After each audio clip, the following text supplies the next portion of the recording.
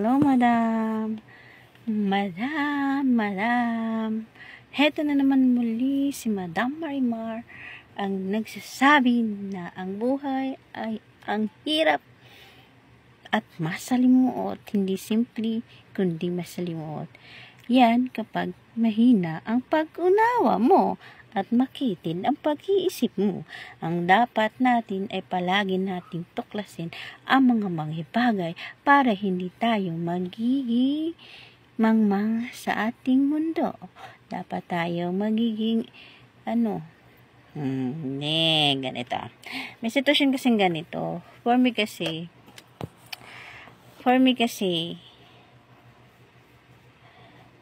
like dati kasing sitwasyon, 'di ba? Kaya nauso yung anting-anting kasi nga yung mga Pinoy dati inaalipin ng mga iba-ibang bansang sumakop sa ating bansa. So kaya siya nagkaroon ng ng mga anting-anting gawa nga yung mga tao is yung kasalukuyan ngayon noon naghahanap ng mga at meron ding balita na pinagamit daw yun lumalaban sa mga mapang-aping sumasakop sa atin sa mundo, sa ating bansa. Ngayon naghanap sila ng matinding kakampi for material. Kasi sa aking pananaw parang literal na lang yung kasangkapan It's part of kasangkapan. Kaya lang siguro yan talaga pinagbabawal sa banal na kasulatan ng Biblia dahil karamihan kasi noon na-discover ni God na ang tao, lalo't na't may mga kapangyarihan, mataas ang tingin sa sarili at hindi na nakakilala ng Diyos. Kung bakit ganun na lang ipinagbabawal ng Diyos ang mga agimat, ang mga na yan, kasi yan talaga ang nakikita niya sa tao. Na kapag binigyan ng kakayahan, ng kalikasan, hindi na nakakakilala sa Diyos. At binibigyan ng agimat ng kalikasan, naway ay tingin nila mas malakas at makapangyarihan pa sila sa Diyos. So nakikita ng Panginoon na ang tao talaga ay wala silang decide sa puso nila. Kapag nakahawak na ng kapangyarihan, inaabuso ang kakayahan, naging sakip na sa kanilang kapangyarihan. Kung kaya't proud sila sa kapangyarihan nila, kung kaya't pating Panginoon ay nilalabanan na nila. Isa yan sa dahilan kung bakit literal na pinagbabawal ng Panginoon na magkaroon ng ganong kapangyarihan na nagmumula sa kalikasan. Dahil ang tao kapag nagkaroon na ng kapangyarihan, tiyak na masyado na silang mapagmataas sa kanilang sarili. At isa yan sa pinakaayaw ng Panginoon, ang mapagmataas, ang judgmental, ang mapag-ano ng tao. Kaya kung kaya't iniiwas matinding kasabihan ni Lord yan na bawal dahil likas talaga sa mga tao. Kaya dapat lang. Sa nakikita ko kasi ngayon talaga, more than talaga. Sa kagaya ko na may regalo sa Panginoon, masyado silang nagmamalabis sa kanilang gifts na ginagawa na nila sa paraan na parang akala mo, sino na sila, akala mo, napakataas na ng tingin nila sa sarili nila.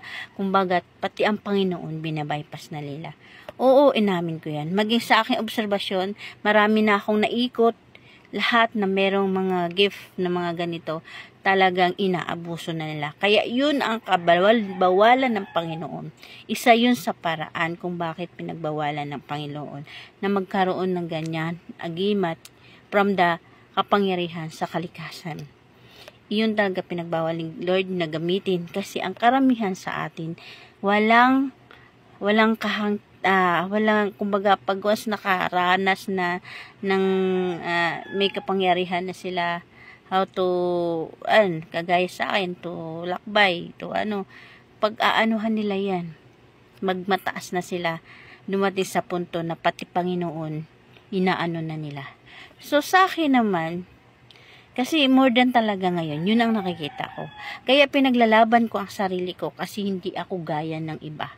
Hindi ako gaya ng iba na mamansala ng tao, na kayang gawin na manakit ng ibang tao para lang makaganti. Hindi ako kagaya nila na gagawin. Kaya gusto ko lang dapat ipaliwanag na hindi dapat pwedeng sagasaan ang lahat. Kasi paano naman yung mga tao na gumamit sa paraan na matino? Paano naman yung mga tao na halos puso nila, inaalay nila para sa dedication, sa mission na ipinagkaloob ng Diyos sa kanila. Ganun lang yon. Kasi kung titingnan natin, kung titingnan natin yung opinion ng iba, tapos sarili natin, tayo mismo ang nakakilala sa sarili natin, at walang sino mang ibang nakakilala sa'yo, sarili mo lang ang kilala mo. So how to accept the opinion sa iba? Mawawalan ka ng confidence sa sarili mo. At the end of the story, ikaw pa rin ang mag-aangat sa sarili mo.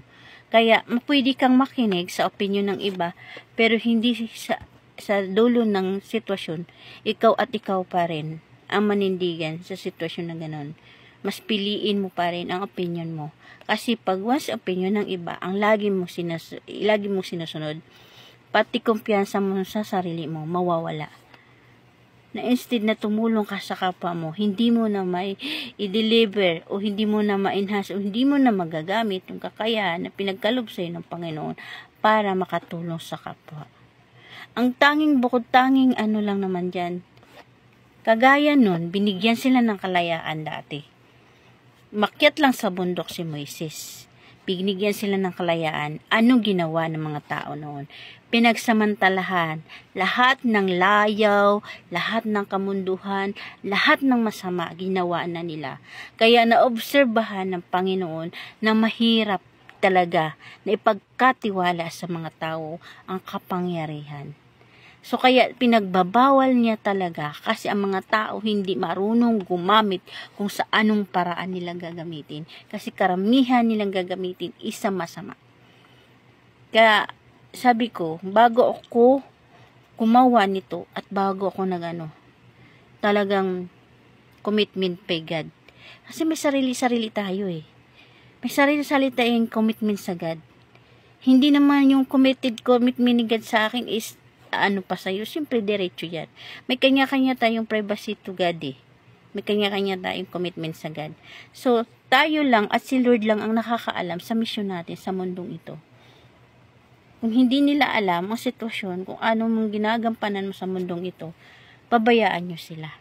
Kasi sabi nga nila, sinilang kayo magkaiba. Sinilang kayong hindi magkasama. So, hindi kayo hindi nila alam ano mga sitwasyon na nagaganap sa buhay mo. So, judging ang nandiyan na magitan is judge.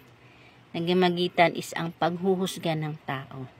So, para hindi masira ang sarili natin, kailangan natin sundin kung anong tama, kung ano naman tama ginagawa natin. Bagkus alam natin na wala tayong ginagawang masama at kalooban ng Diyos ang ating sinusunod. Huwag manakit, huwag pumatay ng tao, huwag mag-ano ng tao. Sabi ng Diyos, mahalin ng kapwa, anuhin ng kapwa, o yun ang ginawa natin. Mahalin ng kapwa. Kaya natin ginagabayan kasi mahal natin ang kapwa. Kaya natin dinutulungan ng kapwa kasi mahal natin ang kapwa. So, yun ang ginagawa natin. Kalooban ng Panginoon. Hindi yung parang patay ng kapwa, pahamak ng kapwa, kulamin ng kapwa. Hindi ganun yun. Sinusunod natin ang layaw ng Panginoon, ng kalooban ng Diyos. Mahalin ang kapwa, i-guide natin ang kapwa. Kapag nasadlak na, i-guide natin. Kaya may tinatawag na astral body, lakbay diwa. Kasi tinitingnan natin. Ang buhay natin is nakaprograma na sa Panginoon. May nakatuka si God para makita yung mga bagay na ginawa ng Diyos para sa atin. Yan ang totoo. Kung hindi man maintindihan ng mga tao, o hindi man naintindihan ng mga ano pa man dyan, okay lang yun. Kasi may kanya-kanya tayong miracle sa buhay natin. Yung miracle niya, yung experience niya yun. Ang kwento niya, siyang bida. So ngayon, ang kwento ko, ako naman bida. Experience ko to eh. 'Di ba? Buhay ko to eh. Ako nakakaalam sa sarili ko. Ganun yun. 'Di ba?